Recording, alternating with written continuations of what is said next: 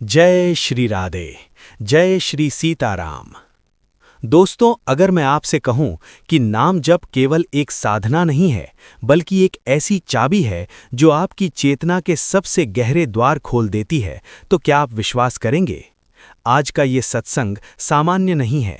ये उन रहस्यों का उद्घाटन है जिन्हें संत साधारणतः छुपा कर रखते हैं, क्योंकि हर व्यक्ति उन्हें समझने के लिए तैयार नहीं होता। लेकिन अगर आप इस मार्ग पर हैं, अगर आप नाम जप कर रहे हैं, तो आज जो आप सुनने वाले हैं वो आपके पूरे जीवन की दिशा बदल सकता है।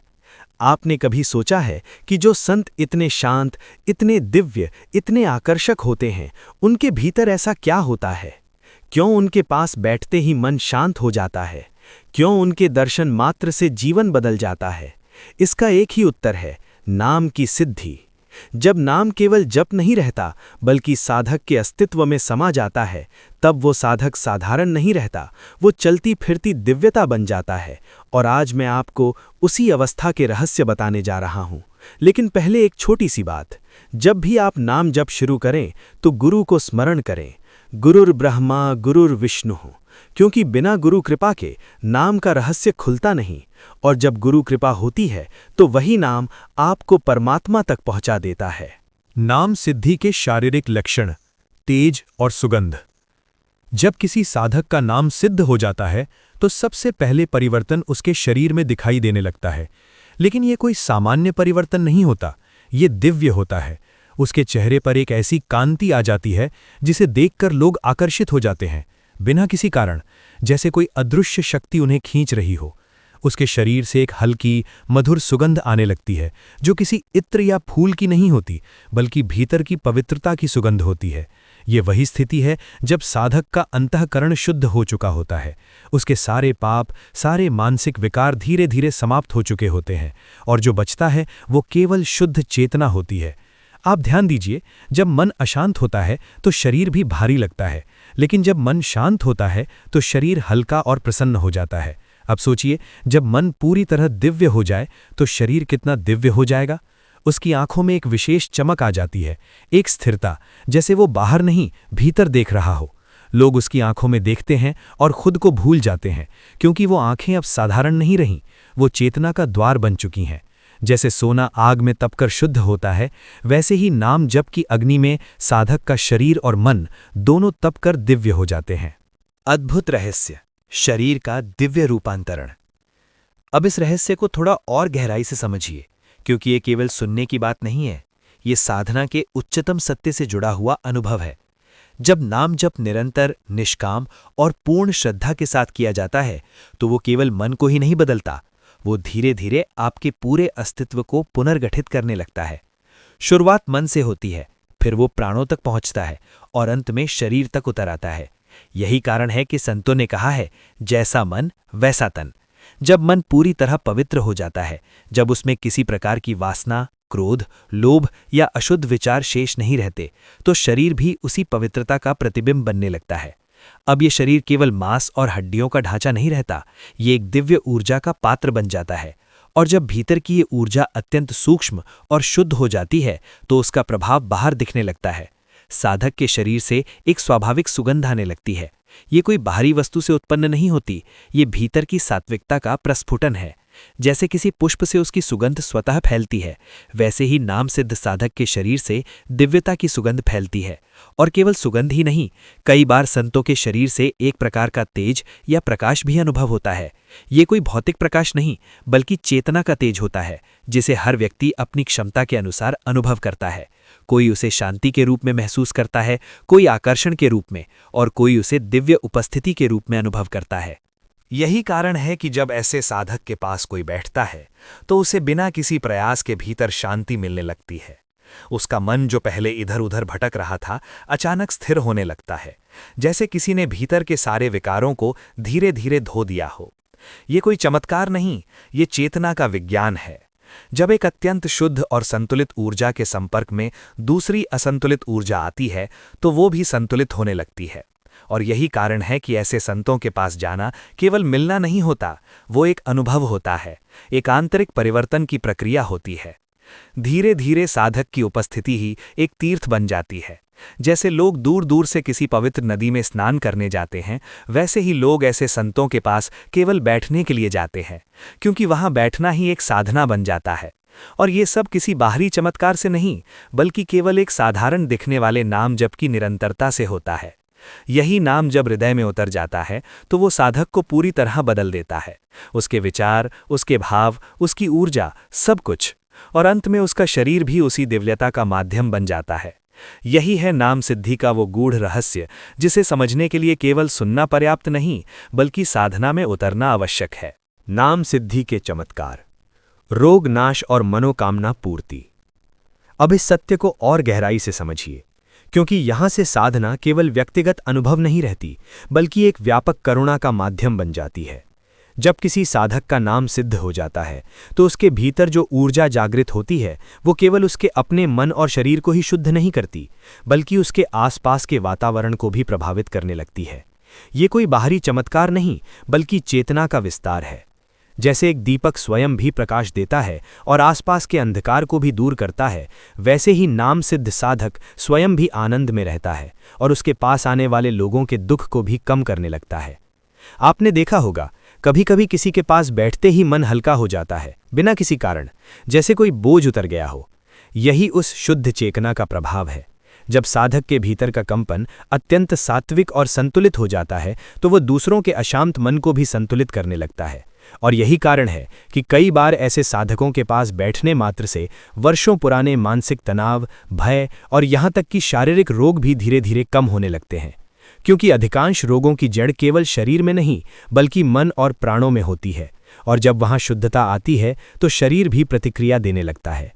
यही कारण है कि संतों के पास लोग केवल आशीर्वाद लेने नहीं, बल्कि शांति पाने चाहते हैं, और कई बार बिना किसी दवा के भी उन्हें राहत मिलने लगती है। ये कोई अंधविश्वास नहीं, बल्कि सूक्ष्म ऊर्जा का कार्य है। अब एक और गहरी बात, जब साधक का नाम सिद्ध हो जाता है तो उसकी वाणी में भी एक विशेष शक्ति आ जाती है, क्योंकि वो अब अहंकार से नहीं बोलता, वो उस चेतना से जुड़कर बोलता है जहां से सत्य प्रकट होता है। इसलिए उसके शब्दों में स्थिरता और प्रभाव होता है। वो जो कहता है वो केवल शब्द नहीं रहते, वे संकल्प बन जाते हैं। और यही कारण है कि उसकी कही हुई बातें कई बार सत्य हो जाती हैं। इसे लोग आशीर्वाद या वरदान कहते हैं, लेकिन वास्तव में ये शुद्ध चेतना का प्रभाव है।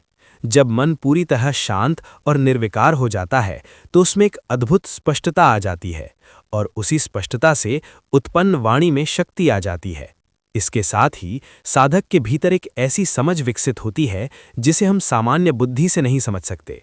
वो बिना पूछे ही सामने वाले की स्थिति को महसूस कर सकता है, क्योंकि अब उसका मन सीमित नहीं रहा, वो व्यापक हो गया है। और जब मन व्यापक होता है तो वो दूसरों की भावनाओं और विचारों को भी सहज रूप से ग्रहण कर लेता है। ये कोई चमत्कार नहीं, बल्कि चेतना की परिपक्वता है। जैसे एक शांत झील में आप सब कुछ साफ देख सकते हैं, लेकिन एक अशांत पानी में कुछ भी स्पष्ट नहीं दिखता, वैसे ही जब मन शांत होता है तो उसमें जीवन के सभी सत्य स्पष्ट दिखने लगते हैं। और यही अवस्था नाम सिद्धि की पहचान है, जहां साधक केवल अपने लिए नहीं जीता, बल्कि उसकी उपस्थिति ही दूसरों के लिए एक वरदान बन जाती है। यही है नाम जप का वो गहरा चमत्कार, जो धीरे धीरे साधक को एक साधारण व्यक्ति से उठाकर एक जीवित आशीर्वाद में बदल देता है। कठिनाइयाँ और धैर्य का महत्व। अब इस बिंदु को बहुत गहराई से समझना आवश्यक है, क्योंकि यहीं पर अधिकतर साधक हार मान लेते हैं और यहीं से वास्तविक साधना शुरू होती है।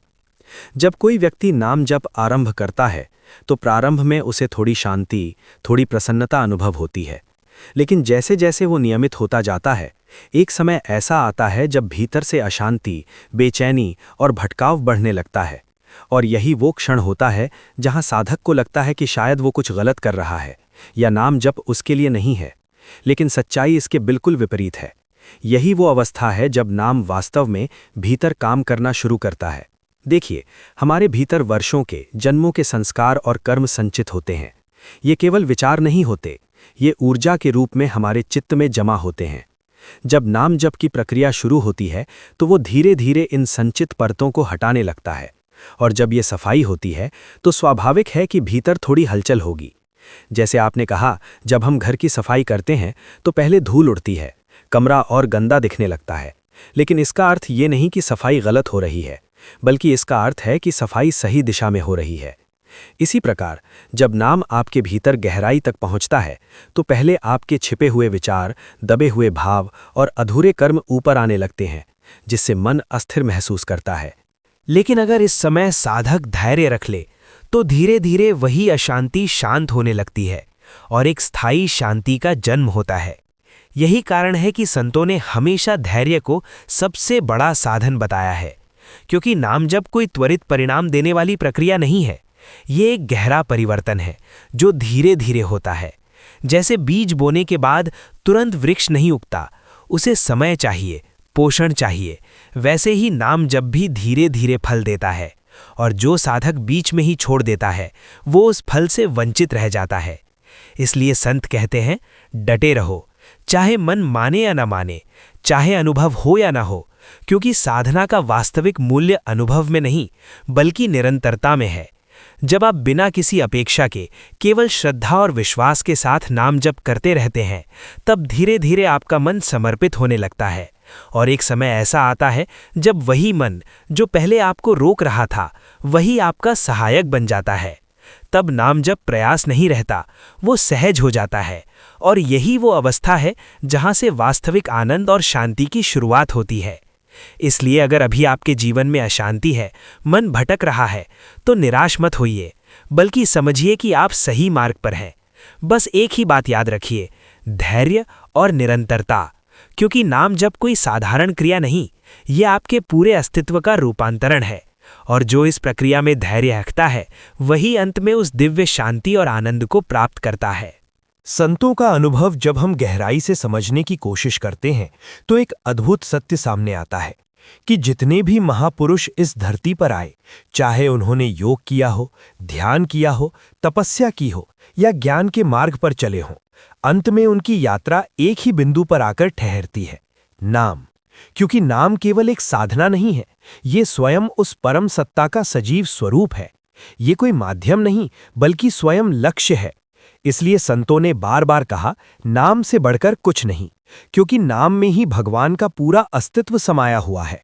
जब कोई साधक इस बात को अनुभव में जान लेता है, तब उसके लिए बाकी सभी साधनाएं अपने आप गौण हो जाती हैं और वो सहज रूप से नाम में डूब जाता है। अब वो जप नहीं करता, बल्कि नाम स्वयं उसके भीतर जप करने लगता है। यही वो अवस्था है जहां साधना प्रयास से स्वभाव में बदल जाती है, और ये परिवर्तन बहुत सूक्ष्म होता है, धीरे धीरे होता है। पहले साधक को लगता है कि वो नाम ले रहा है, फिर उसे अनुभव होता है कि नाम अपने आप चल रहा है, और एक समय ऐसा आता है जब वो देखता है कि उसके बिना चाहे भी नाम रुकता ही नहीं। चलते फिरते, सोते जागते, हर क्षण भीतर एक धारा बहती रहती है। यही संतों की अवस्था है। इसलिए वे पूरी रात जागकर भी थकते नहीं, क्योंकि उनके लिए ये कोई प्रयास नहीं बल्कि आनंद का स्रोत बन चुका होता है। जैसे कोई व्यक्ति अपने प्रिय के साथ समय बिताते हुए थकता नहीं बल्कि और ताजगी महसूस करता है, वैसे ही नाम में डूबा हुआ साधक हर क्षण नवीन ऊर्जा से भरता रहता है। और यही कारण है कि संतों के चेहरे पर एक अलग ही शांति, एक अलग ही संतोष दिखाई देता है, क्योंकि उन्होंने वो पा लिया होता है जिसे पाने के बाद कुछ भी पाने की इच्छा शेष नहीं रहती। और सबसे अद्भुत बात यह है कि इस अवस्था तक पहुंचने के लिए कोई जटिल विधि नहीं है, कोई विशेष योग्यता नहीं चाहिए। केवल एक चीज चाहिए, निरंतरता। निरंतर नाम के साथ जुड़े रहना, चाहे मन लगे या ना लगे, चाहे परिस्थिति कैसी भी हो। जब आप डटे रहते हैं तो धीरे धीरे नाम आपकी चेतना का हिस्सा बन जाता है, और फिर वही नाम आपको भीतर से बदल देता है। आपके विचार, आपकी भावनाएं, आपका दृष्टिकोण, सब कुछ परिवर्तित होने लगता है। और एक दिन ऐसा आता है जब आप समझते हैं कि वास्तव में नाम ही सब कुछ है, वही साधन है, वही साध्य है, और वही आपके जीवन का अंतिम सत्य है। समापन के इस क्षण में एक बहुत गहरी बात अपने हृदय में उतार लीजिए। आज हमने जो जाना वो केवल ज्ञान नहीं है, ये एक अनुभव का मार्ग है, एक ऐसी यात्रा है जो धीरे धीरे आपके पूरे अस्तित्व को बदल देती है। जब नाम सिद्ध होता है तो ये केवल इतना नहीं कि साधक को कुछ विशेष अनुभव होने लगते हैं, बल्कि उसका पूरा जीवन ही एक नई दिशा में मुड़ जाता है। उसका देखने का दृष्टिकोण बदल जाता है। जो पहले उसे दुख देता था वही अब उसे विचलित नहीं कर पाता। जो पहले उसे आकर्षित करता था वही अब उसे बांध नहीं पाता, क्योंकि अब वो बाहर से नहीं भीतर से जीना शुरू कर देता है। उसका शरीर भी बदलता है, मन भी बदलता है, और सबसे महत्वपूर्ण उसकी चेतना बदल जाती है। वो धीरे धीरे उस दिव्यता को अनुभव करने लगता है जो हमेशा से उसके भीतर ही थी। लेकिन इस मार्ग की एक सच्चाई ये भी है कि ये कोई त्वरित परिणाम देने वाला रास्ता नहीं है। यहाँ कोई शॉर्टकट नहीं है। यहाँ केवल एक ही नियम चलता है, निरंतरता। जैसे एक बीज को वृक्ष बनने में समय लगता है, वैसे ही नाम जप का बीज भी धीरे धीरे फल देता है। शुरुआत में शायद आपको कुछ महसूस ना हो, मन भटके, आलस्य आए, संशय उठे, लेकिन यही वो परीक्षा है जहां अधिकतर लोग रुक जाते हैं, और जो डट जाते हैं वही आगे बढ़ते हैं। इसलिए धैर्य यहां सबसे बड़ा साधन है, और श्रद्धा उसकी शक्ति। श्रद्धा का अर्थ ये नहीं कि आपको सब कुछ तुरंत अनुभव हो, बल्कि श्रद्धा का अर्थ है बिना देखे भी विश्वास बनाए रखना। ये जानना कि जो मार्ग आपने चुना है वो आपको निश्चित रूप से आपके लक्ष्य तक ले जाएगा। और जब ये श्रद्धा आपके भीतर स्थिर हो जाती है, तब आपका नाम जब केवल एक क्रिया नहीं रहता, वो आपके जीवन की धड़कन बन जाता है। इसलिए आज इसी क्षण अपने भीतर एक दृढ़ संकल्प जगाइए कि चाहे परिस्थिति कैसी भी हो, चाहे मन साथ दे या न दे, आप नाम जप नहीं छोड़ेंगे, क्योंकि यही वो एक सूत्र है जो आपको इस संसार के भ्रम से निकालकर उस परम सत्य तक ले जाएगा। और याद रखिए, हर महान साधक ने इसी मार्ग पर चलकर उस अवस्था को प्राप्त किया है। इसलिए आप भी उससे अलग नहीं हैं। आपके भीतर भी वही संभावना है, वही शक्ति है। बस आपको उसे जागृत करना है, निरंतर नाम के माध्यम से। और इसी भावना के साथ अगर आप आज एक छोटा सा संकल्प लेते हैं और उसे शब्दों में प्रकट करते हैं, मैं नाम को पकड़ूंगा, तो ये केवल एक कमेंट नहीं रहेगा, ये आपके जीवन की दिशा बदलने वाला पहला कदम बन जाएगा। प्रभु आपकी इस भावना को स्वीकार करें, आपकी भक्ति को और गहरा करें, आपके मार्ग की सभी बाधाएं दूर करें और आपके जीवन को अपने प्रकाश से भर दें। हरि ओम। जय श्री राधे।